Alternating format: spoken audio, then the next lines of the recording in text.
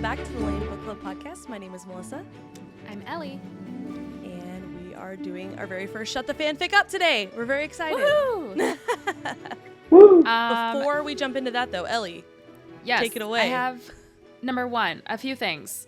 Number one, with review of the week. Is it too soon for review of the week? Maybe? No. Okay, let's start with this. It's our last week for spooky story submissions. So if you have your spooky story and you've been wanting to send it in, but for whatever reason you're holding back, stop holding back. It is time. The last day to submit is the 24th. We have a bunch of stories. We want to read yours too.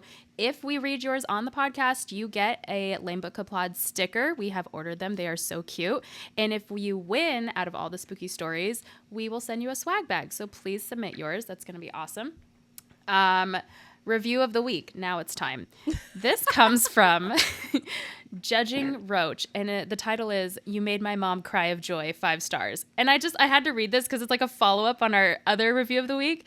She said, they said, "You made my mom, Chicky, cry because you shouted her review out. And I also now know half the Throne of Glass lore because of your podcast. She listens to it every day. Keep up the good work, Melissa and Ellie." Oh, yes. So I love sweet. that was her mom. I know. That's amazing. Yes. Okay, guys, for Wednesday, if you know, you know, we are not going to come out with book club episodes out in the open anymore. You have to join our Patreon to get those. We are starting Caraval this week. It's chapters 1 through 10. So join Patreon if you want to follow along with that. And lastly, like, subscribe on YouTube. Follow us on Instagram. We're at L.A.M.E Book Club Pod. And that is all I have. Yay. And Yay. We're very excited because back with us again by popular demand is the one and only Daniel Alexander. Hey guys, it's so good to be back here. I'm so excited. One, because you're hilarious, and so I'm excited to laugh. But Thank you. two, I'm excited to hear your fanfic for ACOSF because I just know it's going to blow my mind. You're going to come up with something, and I don't want to put too much pressure on you if you don't. I'm so nervous, y'all. Are you No. sweating? A little bit. But I just, you blew my mind with the whole, how, dumb Asriel is last time. I literally Oh, never we're even covering that, occurred don't to worry. me. Exactly. And I'm sure that's going to make an appearance. And so I'm just so excited to see. I want you to tell me what else I missed and I know. blow my mind again. I'm hoping I can live up to that. It's been a while since I read this book. I was frantically doing a recap of every chapter. Okay. But no, I love this series, so I'm excited to go through it. Me too. Honestly, I Sweet. had to do the same thing too. So you're not alone. So let me give our audience kind of a rundown of what we're going to do. Yes. So we're titling this episode Shut the Fanfic Up. And basically we are taking everything from A Court of Silver Flames that we hated. Or just not even Hey, I was hated. gonna say I'll just hated. say that's strong. Yeah. Just disliked a little. And we're going to see what we would have done instead to have seen a better story come out of it in our humble opinions. So there's no right, there's no wrong. You can hate this, you can love it. It is what it is, but we're going to put it on the internet and subject ourselves to that. Exactly. So To the calm, rational minds of the book fandom. Exactly. everyone be cool. So who would like in this group to go first? But Melissa. Okay, I was All going to right, say, Melissa it is. I actually was going to volunteer myself because I feel like mine's going to be the least impressive, so let's get it out of the way. No. I'm doing the obvious self-deprecation so that everyone gives me applause afterwards. So Brilliant. keep that in A mind. little 5 stars. pick move. Yeah. Exactly. No, I'm just kidding. But okay, I'll start. So I just have bullet points. I didn't rewrite the story, but essentially I have bullet points for the order that I would want things to go in. So I like the beginning. I like the self-torture and hatred that Nesta put herself through with all the PTSD and everything she's dealing with. No edits there. Good job, Sarah, leaving that. However, when Cassian takes Nesta to the Illyrian camp and they call her a witch, whatever, instead of just kind of being like, hey, that was mean and leaving, I want that to be the main point of conflict. Bree Allen, not in this story. Bree Allen was dumb. I didn't like it. So in my version, the Illyrians are the true enemies. Ooh. Thank you. So this puts Cassian in a really tough position because we know that he knows that Nesta is his mate, and he just hasn't said anything. But the Illyrians, aka women haters and chauvinists and old school, stuck in the 1800s, and hot to boot, exactly. Cassian doesn't know what to do. He's their general, but he's also her mate, so he's like, what do I do? However, he chooses Nesta, and so he absolutely 100% shames them, and they take it worse this time around.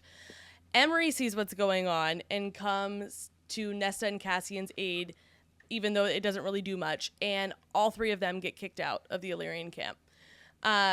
She goes back with Nesta to the House of Wind. This sends the Illyrians off the rails, and they renounce their position as the army of the Night Court, and they also see Cassian's protection of Nesta as an attack on their people. So they declare war on the people of the Night Court, specifically Cassian, Rhys, and Az. So now this leaves the Night Court without an army, and that causes Rhys and the rest of the Inner Circle, by proxy, I'm including Nesta in this as well, to go out and try and find some new allies to defend them for whenever the Illyrians decide to attack. While they are out building alliances, when they're not out, when they're back in the Night Court, Nesta continues to train with Cassian as part of her intervention, whatever. And eventually Emery joins her as well. Nesta also still works in the library when she's not with the Inner Circle or training.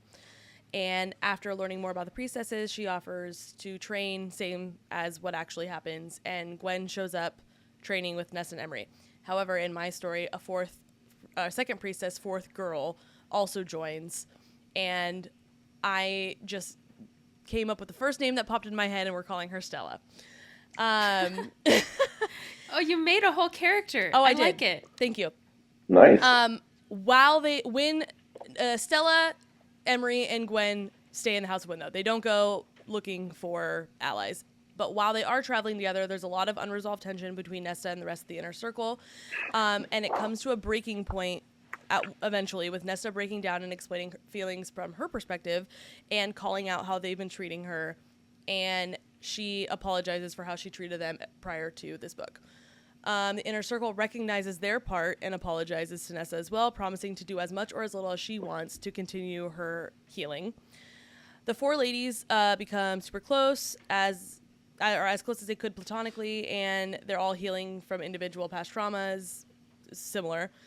At the climax of the story, the four of them are kidnapped by the Illyrians, drugged, and wake up in the blood rite, exactly like what does happen. They fight to find each other, similar, and then eventually reconnect and work together.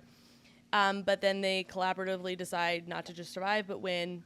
And along the way, the four women, aka Valkyries at this point, have an encounter with a group of unhinged Illyrians.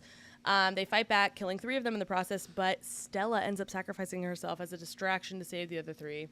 I see why you made her. That's you the needed only to kill reason. somebody off. I You wanted couldn't someone do to it die. to the core group. Well, exactly. I wanted someone to die. It makes so much sense. Yeah. Thank you. And that's literally the only reason that. Stella wasn't. Could have been Asriel.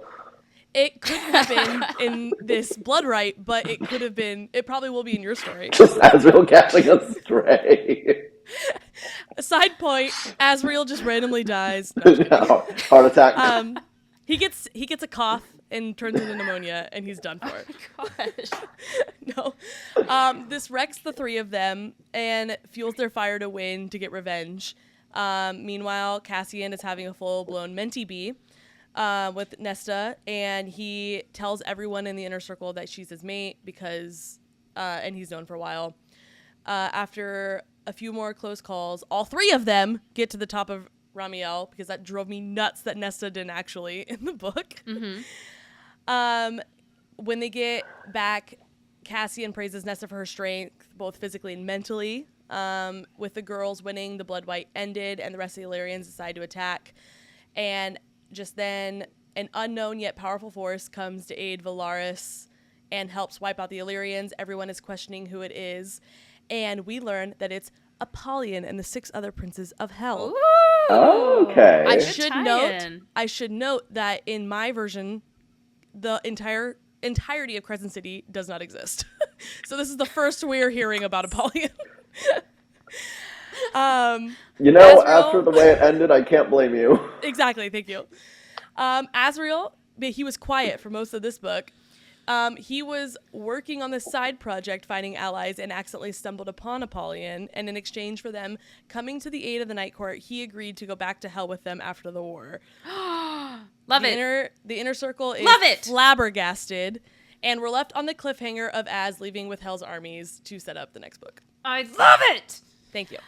I have something to say before we get into deep diving your fanfic. Yesterday, Melissa and I had a phone call, and I was telling her that I was reading a bunch of, like, 1 stars of A Court of Silver Flames to kind of get my mind rolling on, like, what not only do I not like, but what do other people not like, so I could kind of write on that, and gave her the idea to do the same. And one of the biggest complaints was that this book really did not hit points of fantasy. Like, the only thing that made it fantasy were the characters, and that they had wings, and that they lived in, like, Prithian.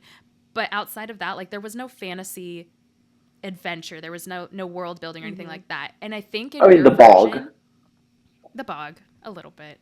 Atlantis. But, like, outside of that, they don't go anywhere. Yeah. You've heard my rants about these characters being underground. I fully agree with you. I'm just making sure we, like, cover our bases here. That's so true. We cover our bases.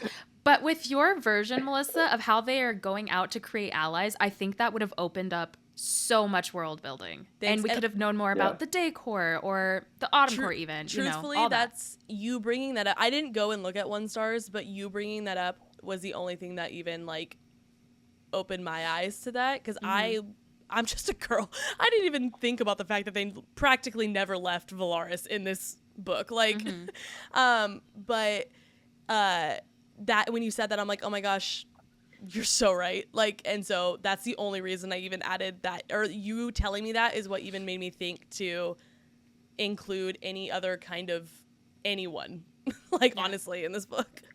Nice. So thanks. Loved it. Loved it. Loved Thanks. the inclusion of hell. Super Thanks. cool.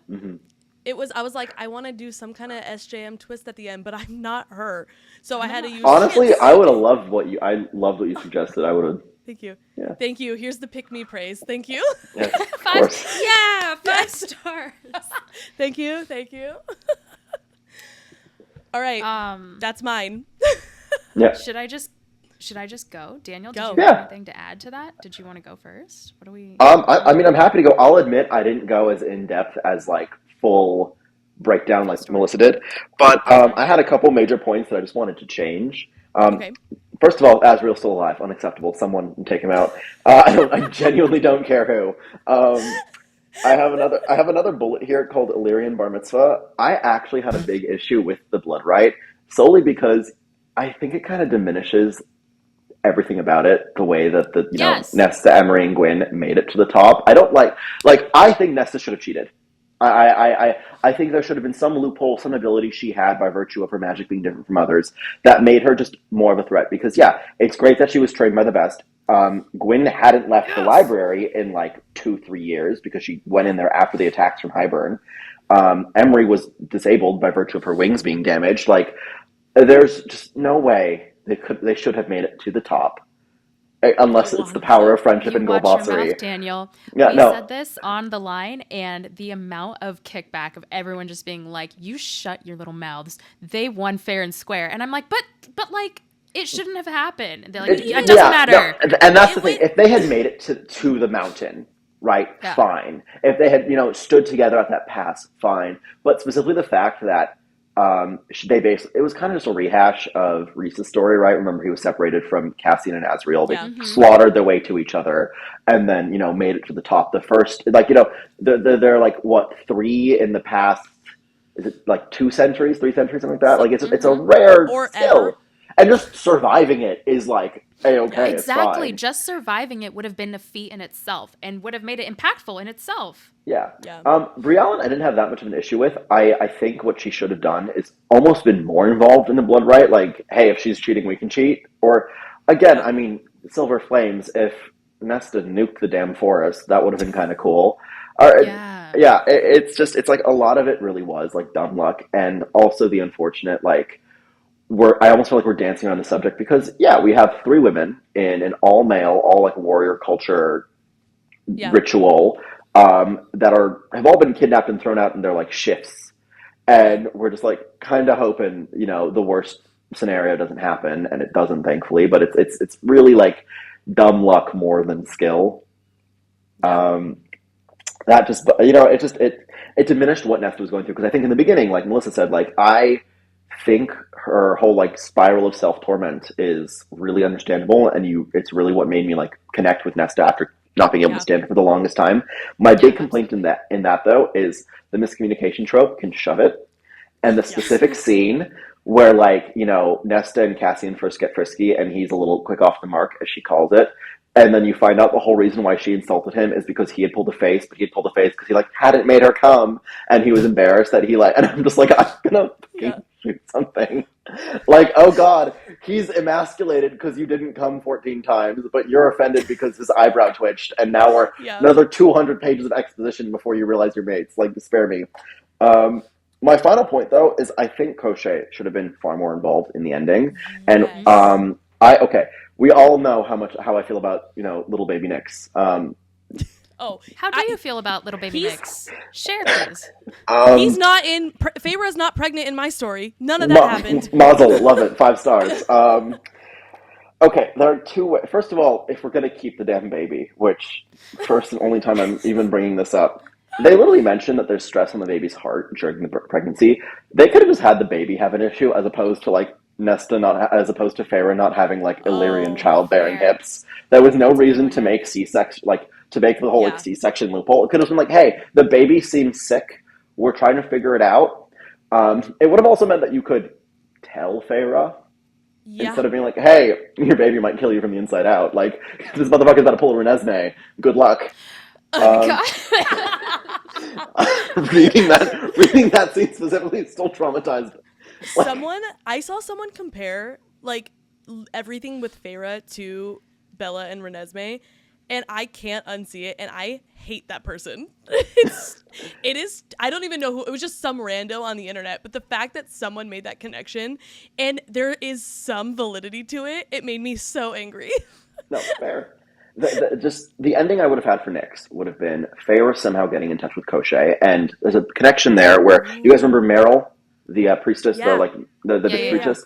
So there is a theory that she works for him, because she mentions like I speak with the wind and I hear the wind, and Koschei is said his voice is said to travel on the wind.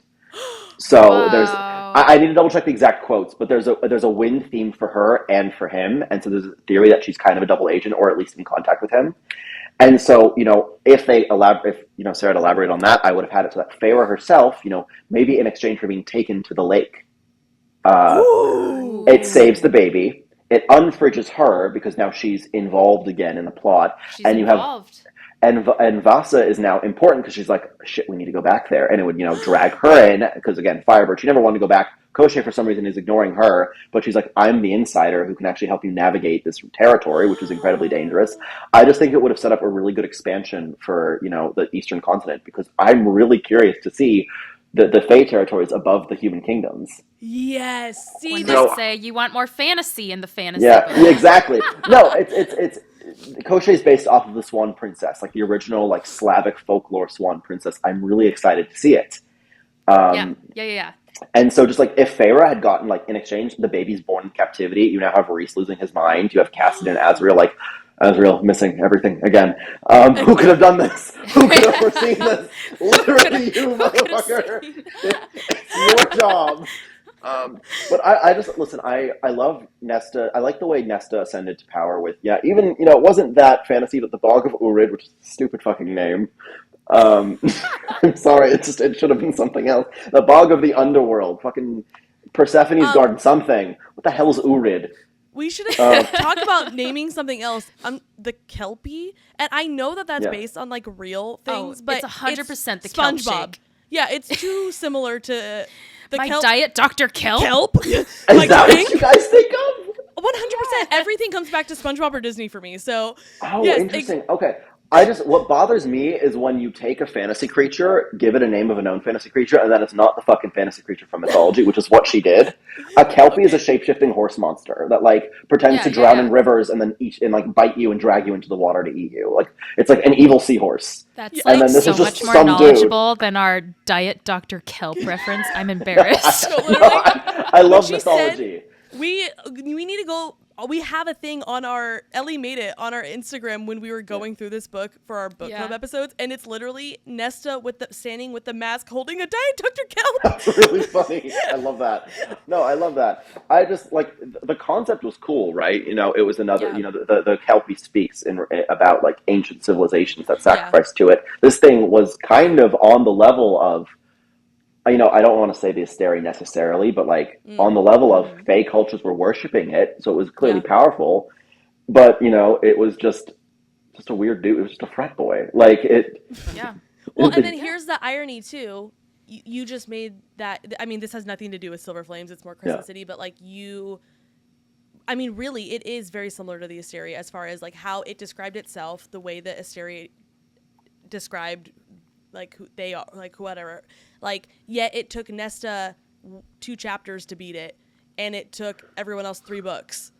Like, yeah, okay. No, listen. She found the mask, which if I'm fine. Listen, I have 2 requirements when it comes to like fantasy fight scenes. Either the character gets a reasonable power up somehow through some way. The mask, I think, is an acceptable version. It's what they were searching for. She has a connection to it. She found it. I have no problem with that. Or the character needs to outsmart the villain.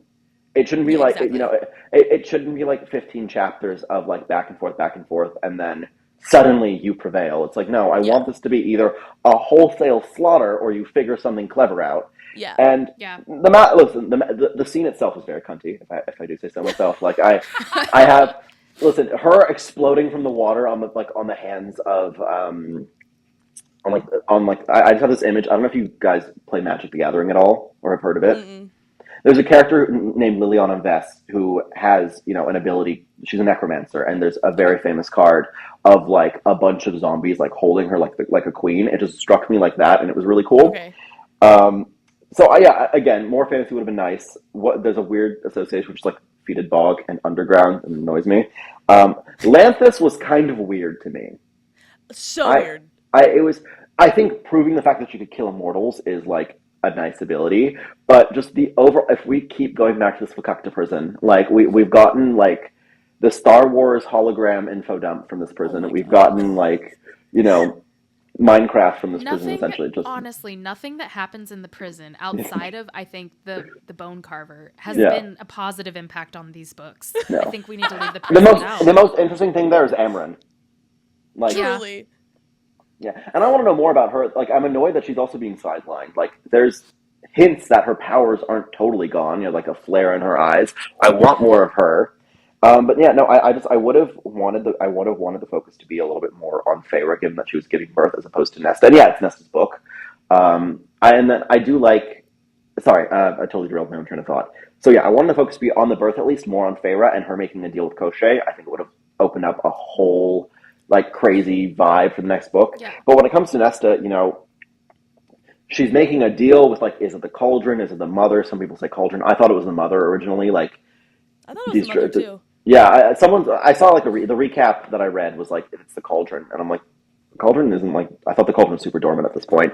Yeah. And I liked that whole bargaining thing, and then you know, whatever power it was didn't take all of her power away, but it was, you know, the whole point is like Silverfire, you're killing immortals. I don't see how it heals a baby.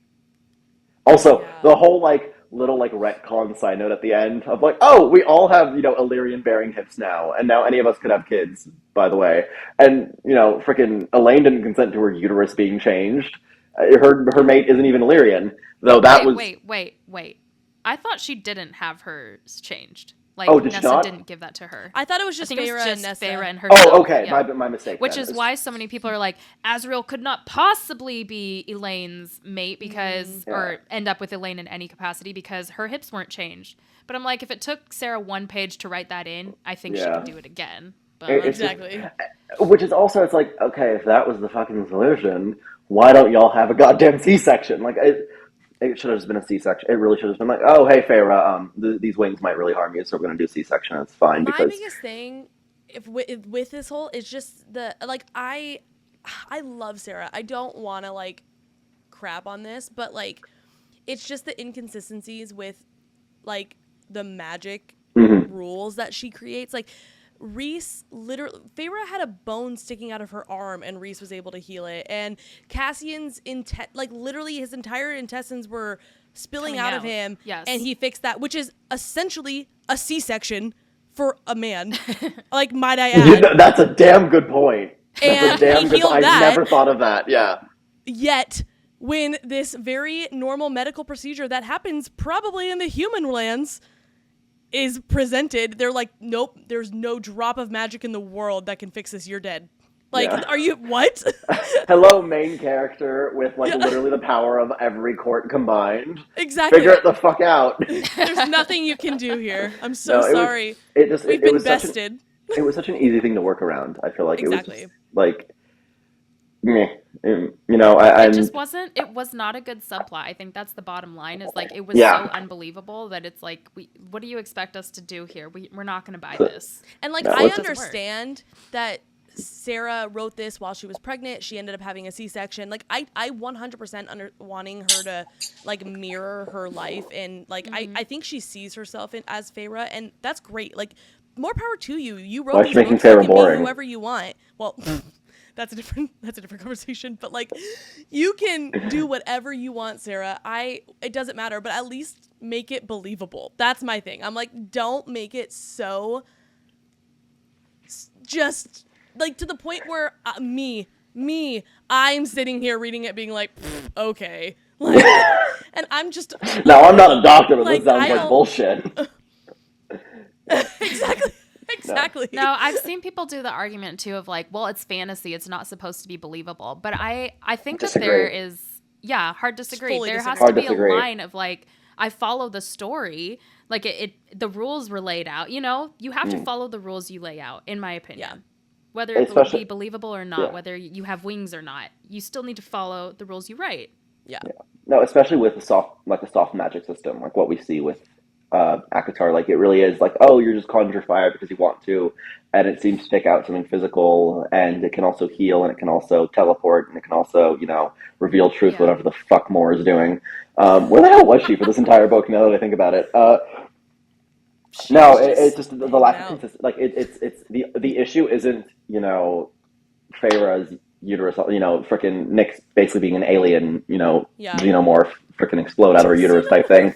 It was the fact that like it was just inconsistent.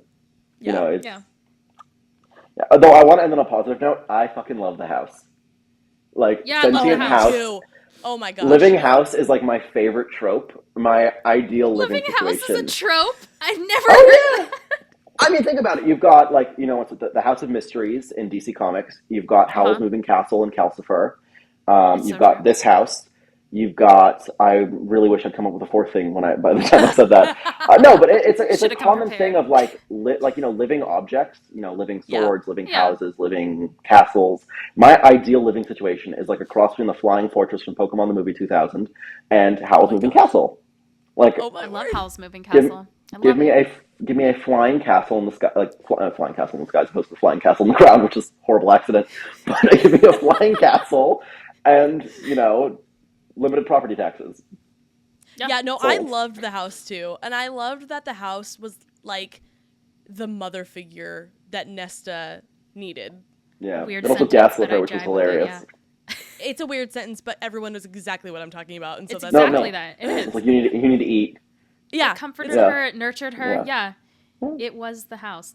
I did like how it would like specifically try to make her look crazy, though.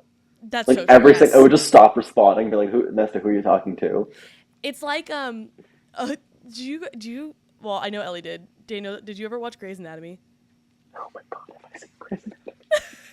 It's like that one, like the big intro episode to Addison's spinoff, where she goes down to L.A. and she's in the elevator, and like when she's by herself, she hears a voice, but never anyone else. And then at the end, they find out that it's just elevator. No, it's a girl, but at the end, you just find out that it was the security lady. Like fucking with her. Yeah, No, exactly. I will do a podcast episode about Grey's Anatomy. I think I made it through. I think I watched like seasons 1 through about, dare I say, 12, maybe 16. Uh-huh. You know, Derek died. I don't know which season that is. That was 11. 11. Oh, 11 then. But just like the way that this freaking hospital is built on top of a portal directly to hell, there's no other explanation. How they still have Yeah. funding is beyond me. Truly, No, if this no. was real life, they would be shut down. Guys, I'm just going to be honest. I started rewatching that a few months ago, and I'm on season 14 now, which is the furthest I've ever made it, because Okay. normally I quit by the time Derek dies, and it's getting worse. Like, not the storyline, still fabulous. Their situations are just Oh my getting gosh, worse. yeah. Like, you'd No, think, it- like, Shonda let up on them a little bit. No. She does not. No, if Sarah was as committed to making her characters miserable as, you know, Shonda was to hers, Shonda. totally different freaking story. Absolutely. Yeah, no, Shondaland holds literally no nothing bars. back. I have two distinct memories about that show. First of all, the freaking like the casual reference to the fact that Wolves ate her sister, just like mentioned Oh first my episode of the gosh. season after she died, never mentioned again. Okay, that's fine. But the second thing was one of my best friends. I was watching the show with her and her little brother, and her little brother looks at the screen, looks at I'm forgetting the character's name, her best friend. She leaves. Sandra Oh's Christina. character? Yeah, Christina. Christina, thank you. Looks at Christina, and then her 15-year-old brother goes, "Oh, that's Aunt Sandra," and we both went, "I beg your fucking pardon." Turns out he's friends with her nephew, Shut and up. I'm just like, That's yeah, Aunt Sandra? no, yeah, yeah, that's what I was like, I beg your goddamn pardon. Yeah, no, I'm Yeah, sorry, mean, did he give you the hookup to meet Aunt Sandra? no, because he's fucking useless. Like, What are you good yeah, for, no, kid? the Vancouver Hollywood community, we call it Hollywood North here. It's like so small. Oh, yeah. Everyone, like, they filmed Once Upon a Time here in Vancouver. They filmed I love the Once last, Upon a Time. like Granny's house, Granny's restaurant. I've been there. Yes. It's just the shop. Yeah, so they filmed that. They filmed The Last of Us. I think they filmed. I mean, I don't know if They they were filmed The Last of Us there, too? a lot of like wilderness shots and just. I mean, the Oh, effects yeah. industry is really big here That too. makes sense. So a lot of work is done in Vancouver. Like even down, I had Pedro Pascal allegedly down my street. There was a lot of security, but like around the corner from my place, they were filming some scene for season 2. Yeah, no, Vancouver's got a huge Hollywood thing, and yeah, I believe Sandra Oh's from Canada. She's Canadian. She's from Vancouver originally. So That's I so can't get over crazy. Aunt Sandra. Yeah. Oh my god. I know. I was Oh, like, that's Aunt Sandra. yeah, I was like, oh, freaking. I think my favorite video of Aunt Sandra, if we're going to call her that, is there's the live performance of, oh my god, what are they called from Turning Red? The panda, like the boy band. The Red Pandas? Four Town. Oh, yeah. Boys to Men. Or no. Four Town. Four Town, right? Four Town. I said Like Boys to Men. the live performance of Four Town, and you can see like Sandra's silhouette against the lighting because of her hair and how excited she is. And it's my favorite video I've ever seen of her. That's Oh my amazing. gosh. Yeah. Oh my gosh, I love it. Okay, so back to Oh, yes. What's the proper way of pronouncing this? There's ACOTAR, ACOAR, ACOSF. ACOMF, ACOSF. That's what I've heard said. It sounds Cut like a STI to me, but Thank you. Yeah. Talk to your doctor ACOSF. today. so sorry. You have stage 3 guys. ACOSF. I hate that. And on that note, Daniel, did you have anything else before I start my Shut the Fanfic up? I mean, just if we're on the topic of like crossover time, Bryce comes out of a portal with a gun and just shoots Azrael in the chest and leaves. I like it. Oh my gosh. Or it could be like literally, I mean anyone, yes, because we've seen the A giant crossover. just a I'd truck. love to see some kind of Throne of Glass crossover, like Manon just doing it. Yeah. Just being like, who are you? And I he's need like, that. what? And then she just, with her iron nails, slits his throat. Yeah. If my we don't get gosh. like an immortal Dorian, I'm gonna be so mad. Oh. I need to see We those talked two back about on that screen. actually on our very last Kingdom of Ash episode. That Oh. she never really said. We don't know. We don't know if he, what was it, settled? Yeah, we don't know if he's settled or not. He could Yeah. be. He could Oh be dead. right, because he's got like he's like what is it 1/8 or like 1/64 I don't like know. Fae, His some of magic that, is yeah. another one where the rules were not really written and clear They because all of I a mean, sudden he didn't can his magic was a shapeshift and soft magic. Like his magic was. I actually had less of a problem with his magic than I did with like Aelin losing hers. I don't well, know, yeah. man. How long has it been since you've read Kingdom of Ash? I mean, okay, what I remember the hands, obviously. I remember like the he has like the her, he has like Aylin's like freaking great aunt or whatever she is magic, right? Like it's supposed to be a Uh-huh. a subtle, not excessively powerful, but excessively flexible magic. So the whole point is It's it could excessively learn. So powerful. that's It's raw exact. magic. That's where he and it's only ever described as raw magic, but he doesn't ever really do much with it, which is fine Mm. until about halfway through Kingdom of Ash, and then when he's with the witches and they catch the Stygian spider who had shapeshifted because it took some of the magic from Falcon like way back when, Hmm. and and he studied her for 3 hours and then decided he could shapeshift. And then after like 2 weeks, of shapeshifting, he all of a sudden is like turning into a mouse and then another person and then a wyvern. And then, so that was my biggest issue with it. It's like, Fair.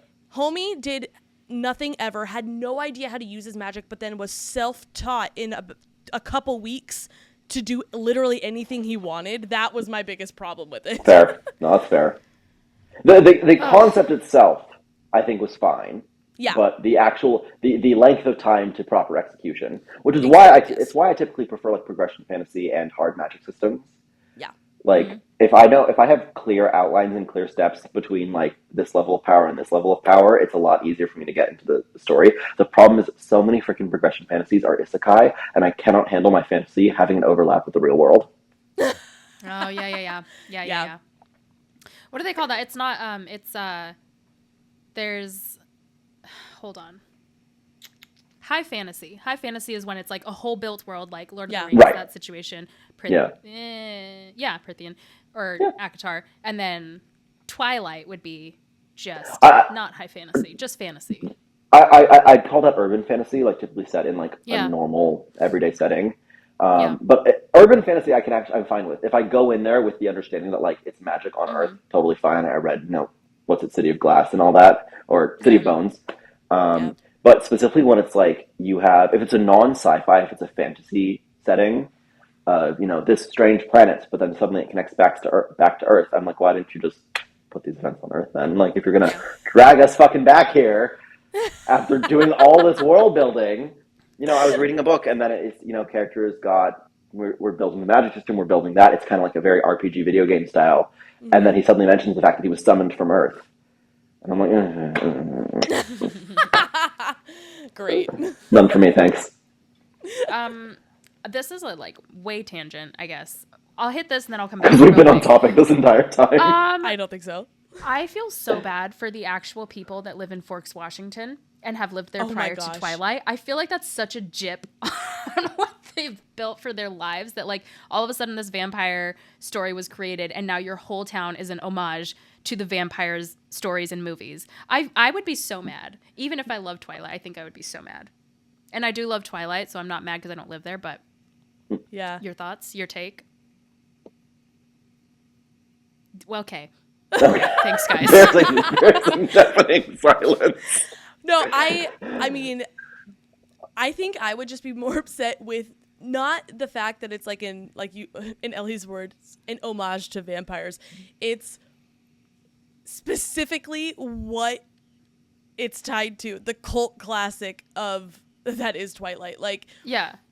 I love it because I don't live there, but I think if I lived there, it would get so old so fast seeing that like the 80% of the people around me are teenagers that are just coming here to take some pictures. Mm-hmm. Like, which is a very ignorant statement because I'm just assuming that's what happens. But like, I don't know.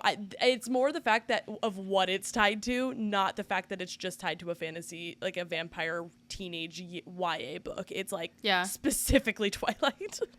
I think there should be. Oh, go ahead. Oh, I think that authors should need to get a license before they can write vampire series at this point, because, goddamn, like going from Twilight and the Vampire Diaries to watching Interview with the Vampire, was I was like, I didn't even realize people are writing these kinds of vampire novels. Because Oh, wow. I I've don't know not if seen you it. guys, Is it? it's so good. I'm like actually Oh, kind it's of obsessed. good. It's basically just two gay vampires emotionally traumatizing each other for like 200 years. They're so fucking toxic. But the whole point is that, you know, I was very used to vampire novels trying to portray them as sort of tragic heroes in the sense of like they're battling their Yeah. instincts. They don't want to be monsters. They have to, you know, control themselves and resist and not kill and be better than what they are. Interview with the Vampire is like, it's literally a guy in the modern day talking about his history back in like 1870 something when he was born. No, 1830 something, he was in the 1870s when he was turned. But like, he's like, yeah, I got turned into a vampire and basically started murdering people from then on. And we learned, you know, burn the bodies, hide them. We turned another young girl and she kind of lived with us as our daughter. My husband, boyfriend guy was like kind of abusive. But yeah, they spend like, you know, they never spare anyone. Have you Like, seen They're what just we vampires, truly they're just vampires. vampires. I like that. They're just predators, and you know they have fun with it. They play with their food. They, you know, tempt people with immortality and just eat them. And in the beginning, I thought they were kind of trying to portray them as like tragic characters, and I got a little annoyed. But I was like, oh no, this is just a dude like sharing his life story, This and is there's a just realization them. that he's a piece of shit. Like they're not the good guys. They're genuinely just like dangerous, sucky people. That's how I And feel about It's Always Sunny in Philadelphia, but that's a conversation for another time. Well, I was gonna say, have you seen What We Do in the Shadows? Because I feel like that's Yes. like a satire take on what you just said. basically, yeah. And I want to say that it's based off of the concepts of Interview with the Vampire, of like It could be. I mortals have no going idea. and like chatting with it with an ancient being, and it's like I love the scene. I actually haven't seen all of it, and it's been ages since I caught up, but I see a lot of it on TikTok. The scene where Nadia is like, "That's my village flag on fire in the painting." We don't know if that was me. What the hell is Persian Frank Zappa doing there? It's so good. I love, honestly, like that show is so wildly underestimated and underrated to me. Like the casting is truly like comparable to The Office, I think. Yeah. Like Colin I'll be honest, Robinson, are you can't kidding stand The me? Office. What? I cannot stand The Office. Oh, okay. You know what it was? I was working in retail at the time, and I came to the realization that I would just bomb the place if I worked for Michael Scott. That's so true. The actors themselves, great job. Yeah. But the truth is, Jim and Pam were like the most boring of the group. I cared about them the least. I wanted like This is I'm yet another hot take from Daniel Alexander. I Add just this like to yeah. your Asriel. Asriel Yeah. list. Yeah. I No, can't I stand just for think this. no, I found them boring. Like, oh, cute. Okay. Anyway, back to, you know, crazy cat lady. Her The clearly show autistic, just like the love of her show just life. cuts off here. No explanation. The screen goes black and there's just a bang noise. It's just us two moving forward. No, I'm forgetting their names. Daniel's Angela. Daniel's internet suddenly cut out. Ellie, Yeah. let us finish. There's just the sound of breaking glass and a scream. Yeah. Oh my gosh. All No, right, I I'm just, like, bringing us back. I'm bringing us back. Take us away. Here we go. Shut the fanfic up, my There we go. version. Ellie's version. One thing that I did love and wouldn't change a single thing about was Nesta's healing journey, of course, and her fight with mental health. I loved the progression. I loved the healing. That was awesome. But here are the little things that I didn't like about ACOSF that I would change. I like the stairs, but I did not like the description of how hard it was to go downstairs. Like, she lost all the energy going down, and then, like, there was no mention of the fact that she had to go all the way back up. I know. You got that twisted, Sarah. Going up is hard. Yeah. I know. Simple fix for me. Just rewrite it to where she felt herself somewhat getting tired and knowing, okay, I got to go back up before I'm Yes. depleted of energy. Yes. Simple fix, but it's a big one for me. Nesta pointing at Tamlin and him backing down when they had that little confrontation. I liked that she confronted him, but the pointing the second time, like she pointed in the cauldron when she went in, then she Yep. pointed again at him. The second time around gave me the ick. Like, the imagery was not there for me. And imagine how weird if someone was like, Yeah. that's You know, so weird. Because you know what it is? I think it's the fact that Hybern was like the villain. Tamlin's just kind of a pathetic loser at this point. Like, Not Yeah. kind of, very much so. very much Yeah. so. You're right. And so like you know, going from like I invoke thy death, Yes. asshole who has like ruined millions of lives, versus I invoke your death, frat boy. Like Hamlin. Yeah, dude, struggling with a breakup still. Yeah. You Yeah. are Sad 400 man. years old, my guy. Dead. Like, Sad man. yeah. You sad boy. So- Death to you. So that was one. And then I view Nesta's dancing the same as Feyre's talent for painting. And I think just deep down, like a lot of us were really like, bad. it's not great. It's probably not that good. I never thought of that. I said like, Doing it's the not word, probably and bad. Eris is going, marry me. I said it's probably not like bad, but I doubt like it's like, I know she wrote it like it's so good, but like in my head, no dance can be that good. So for me, it's just like mid, and I feel like mid You could haven't seen not the cut Brat it Tour, for how have you? much SJM was like, everyone's falling to their feet for this woman when she dances. Like I just didn't see it. So for me, I would change it to something like singing, because I think music pulls that emotion out of so much more of us than like dancing would. Dancing Some absolutely people can. Yes. Yeah. But I think a majority of people would look at someone and be like, wow, you're very talented, not be moved to proposal from a dance. A counterpoint, Yeah. have y'all seen Tate McRae? No. No. No? Okay, No. do me a No. favor. I actually, no, this is actually homework for anyone listening. Google the It's Okay music video. It's like, It's Okay, I'm Okay. It's her latest song. Google her Okay. music video and tell me her dancing doesn't make you feel things. I don't believe you. Okay. Like, I'll come back on the next podcast and let you know if that yeah. made me cry or move. I really see your point.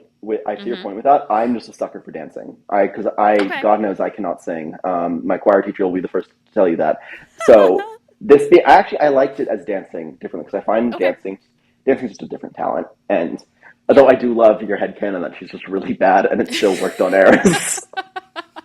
Well, and I think that she's crumping, and Eris is like on his knees. Wow. Eris is like, I gotta have it. No, Yeah. I think I see where Ellie's coming from too. And Ellie, one, I think it's because we all like jokingly, like Ellie said, just kind of assume Feyre's like not great at painting. Like, Don't okay, like think she's that. I like her being a good no, artist. I want her to be a good artist, but I cannot picture like the cabin scene ruined her being an artist for me. No one graffitis a cabin with eyeballs and is like and someone who would bring me to tears. Wow. Yeah. That's but just- honestly, it's not just Feyre, because have you guys read The Silent Patient? No. It's a thriller. The main girl is a painter, and they're like, her pieces are so moving, but they describe it as like she painted like a house and then someone in the background of it, and they're like, my gosh, I'm so moved to tears. And I'm like, it cannot be that good. Like I think it's any book that describes painting for me, I'm like, it can't be that good. Fair. It just simply can't be. While we're on this topic, I think Elaine's really bad at gardening. I also think Elaine is bad at gardening. Like, it's no, three like in my- pampered here- ex-rich women. There's no way they're good at anything. I saw this online. I can't remember where I saw it. I wish I could give him credit, but it's like so all over the place. It's you can't be good at gardening if it's like you have this talent, your family is poor, and she's like, why don't you grow some food? No, flowers only. Is like Zinnias. You can't be that Zinnias good in the summertime. at gardening. Which is the easiest of the flowers. Thank you. I love that. Dandelions are Okay. literally edible, meaning like a weed blowing through town would have provided more for her family than Elaine ever did. Exactly. So, anyways, my whole thing is like with Feyre and her painting, this is me at a museum. I appreciate talent. Absolutely. I would look at that and say, you are so talented. I love what you did with this. But I don't look at when it comes to abstract art, especially, I'm looking at it and I see I look with my eyes. I see what's on the page. I am not artistic, creative, or whatever enough to see beyond that and see like the meaning and have the emotion be pulled out of it. And that's where I am with dance too. I can look at it and I dance, not like well, but like I grew up dancing, and I see it for what it is, and I see it for the talent and the hard work. I don't necessarily am like moved to emotion unless it's like my kid dancing, because then it's that kind of emotion. Like that's a me problem, and I do recognize that, but that's why I think for this story specifically, the fact that the two creative outlets for these sisters are the two that I don't connect with, I had a hard time with it. Yeah. Yeah, I think painting, I could be moved more towards emotion. But again, like I said, when books describe painting, I'm like, I'm not seeing it. I'm just seeing how you're saying it. And I simply do not believe that it would be anything so amazing. And then the dancing one, I have the rhythm of a worm. I'm maybe less than. I cannot. So I didn't connect with that. But singing, I feel like like music is a universal. Yeah. If you can't sing or whatever, music still You can hearing still it for most people, yeah. it would draw emotion. So that for me was like my one little thing. But I think here because are the it big taps things. into your senses. Like, and everyone has that. And like, that's why movies add soundtracks during a battle scene or during like a death. Like, it's because that it ties it in and it sucks you into what's happening draws more. That's not singing. That's just like music. But Music in general, yeah. Yeah. Okay, here are the big things that I did not like about ACOSF, and I'm just going to list these, then tell you the whole fanfic in general. So, Rhys turning into someone worse than Tamlin, in my humble opinion. What with the secrets and the withholding information and the isolating his lady. But then, like, what's even worse was Feyre just, like, didn't care all of a sudden. Like, that was the whole she did, but like not plot that much. point Like, of the first 2 books, and then now he's keeping all these secrets, and she's like, it's all right, I guess. Naughty. Don't do that again. Yeah. The timing of the Valkyries' upbringing and training did not sit well with me because, again, if they're going to win the Rite, and I know that there was cheating and there was all that involved, but in my opinion, also, that should have maybe made it harder for them to win than it even would have been for Rhys and Cassian and Azriel to win. So I didn't love the timing, but also I understand that this book has a specific time frame it needed to get through, so I'll get into that more. Nesta losing her power, and if you listen to Kingdom of Ash, you know that this is one plot line I cannot get behind in any capacity. And then the girls obviously entering the Blood Rite and winning, and I know the counters. Okay, I've seen them. I've heard you all. I've heard your comments, but hear me out. It would have been more impactful if they just survived, like we talked about with Daniel, or if they didn't do the Blood Rite at all. And I know what you're saying. What? And here comes my fanfic. So let's look at the main points of this book. It was to give Nesta a redemption character arc, to establish the mate bond between her and Cassian, and then I know that this is a hot take, but I kind of feel like the rest of the plot was maybe to push the storyline towards, I think, Rhys becoming kind of High King eventually, like driving that story that way. So let's just be honest for a second. There was not a lot of plot there, again, in my opinion. And it's sad but true. So in that case, just let's get rid of the Brylan storyline as a villain. Her villainhood was a weak storyline, and it didn't make a lot of sense. It was kind of a stretch. She wanted comeuppance because the cauldron made her old after Nesta took its powers. So it's a stretch for a revenge origin, if you ask me. Yeah. And then with Brylan out of the picture, who is our new villain? Who would push The Nesta Illyrians. into selflessness, becoming a person of courage, and doubling down that she is a force to be reckoned with? Exactly what you said. The Illyrians.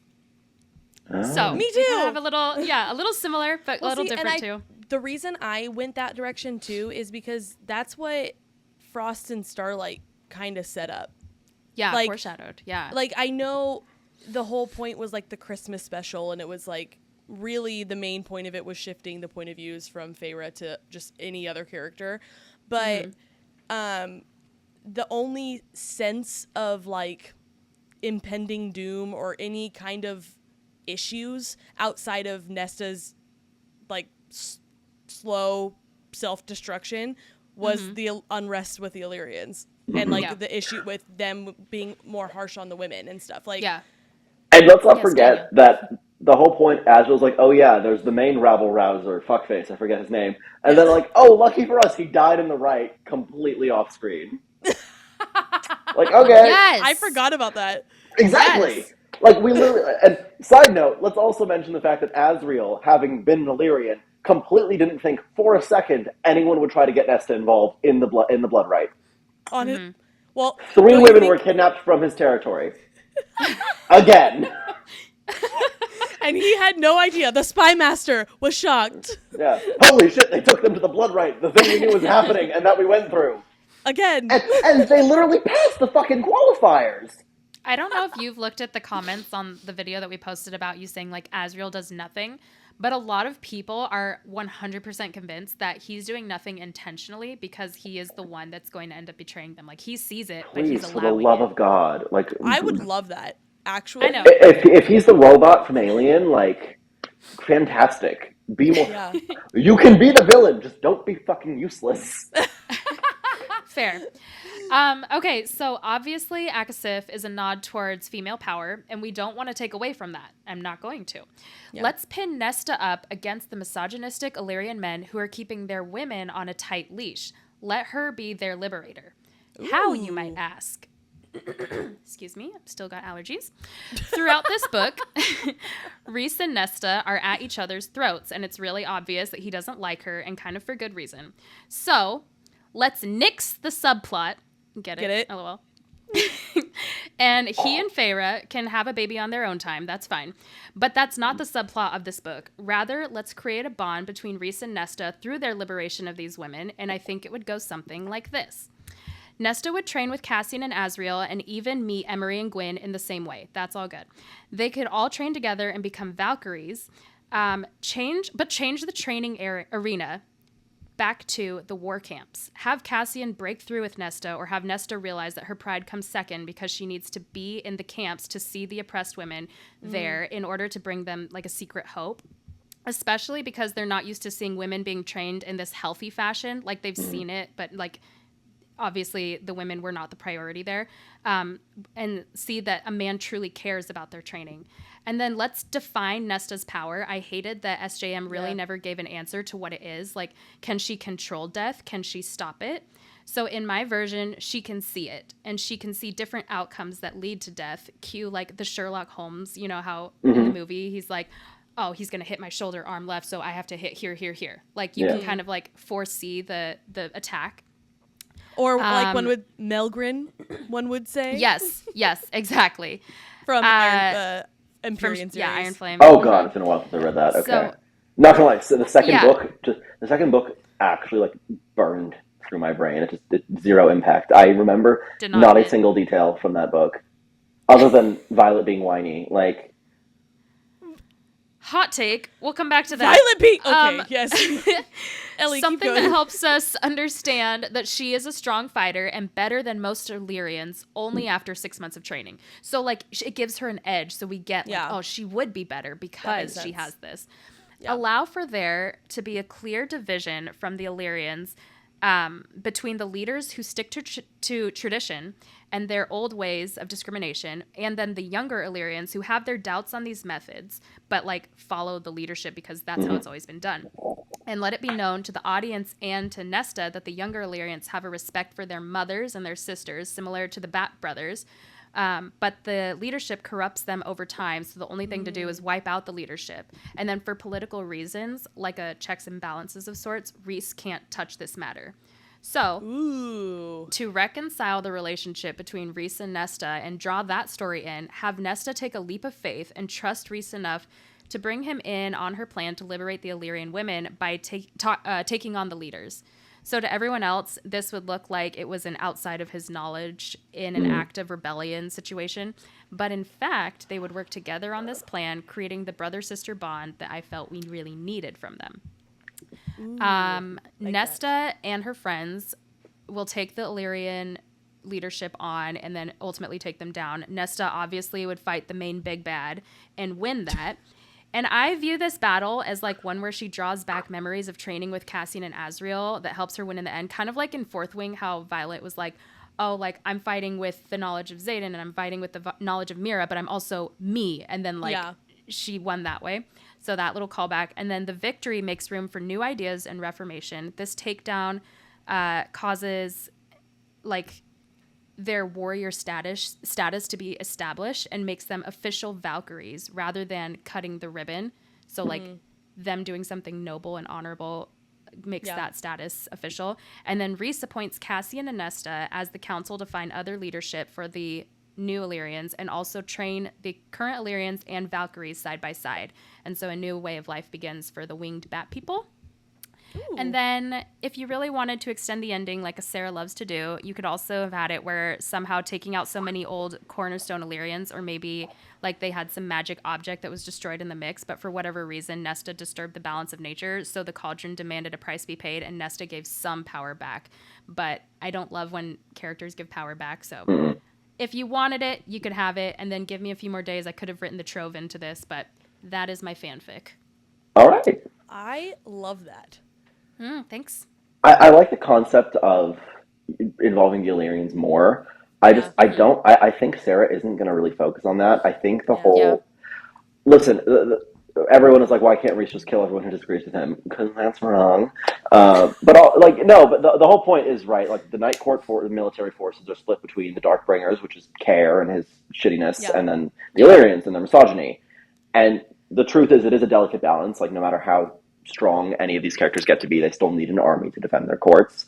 Yeah. So I do find it really funny that we're jumping more on let's kill the misogynist before dealing with Koschei, for example, the dude.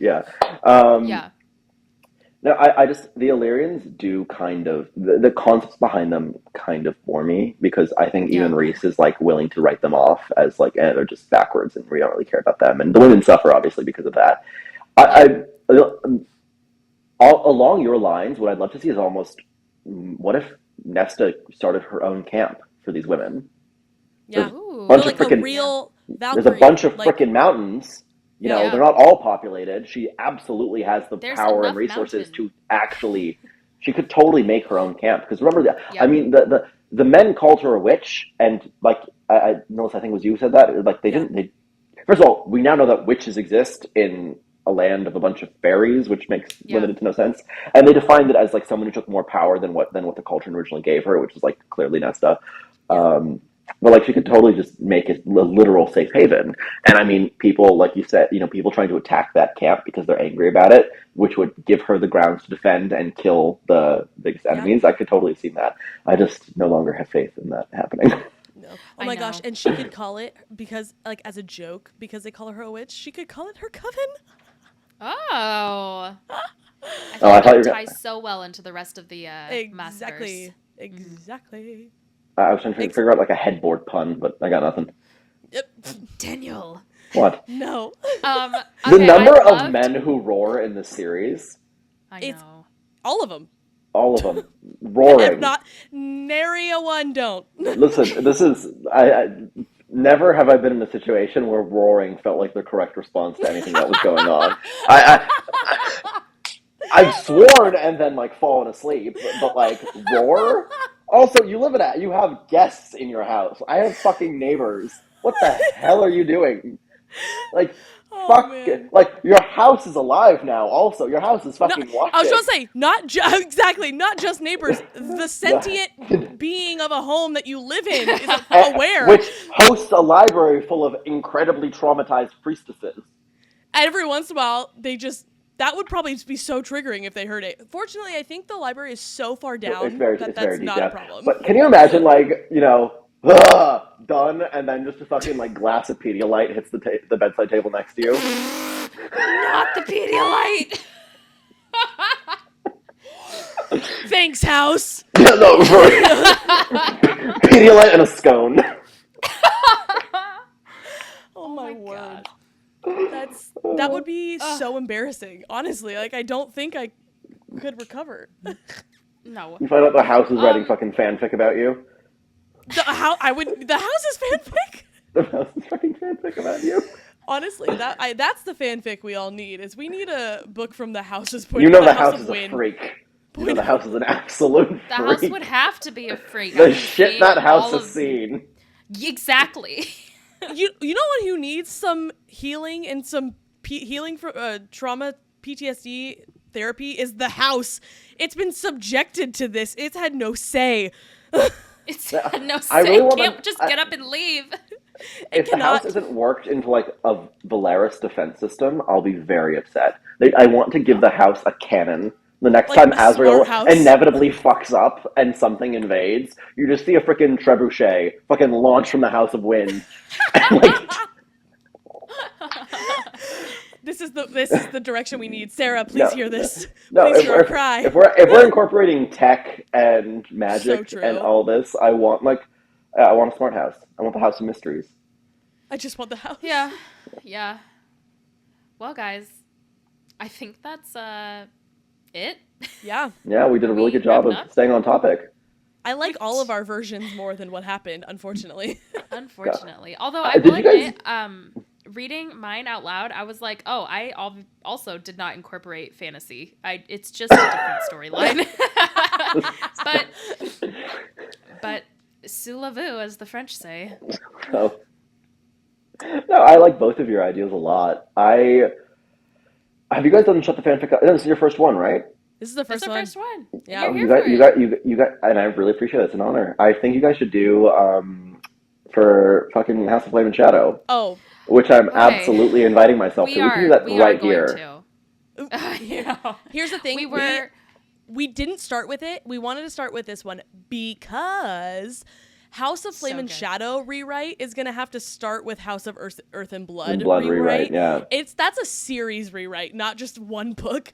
So, because I started doing Flame and Shadow on accident for this week, and I was like, Ellie, there's so much here, and she's like, no, it's Silver Flames. I'm like, thank God, because I just need to put a pin in what I had started. But this is No. it's a lot.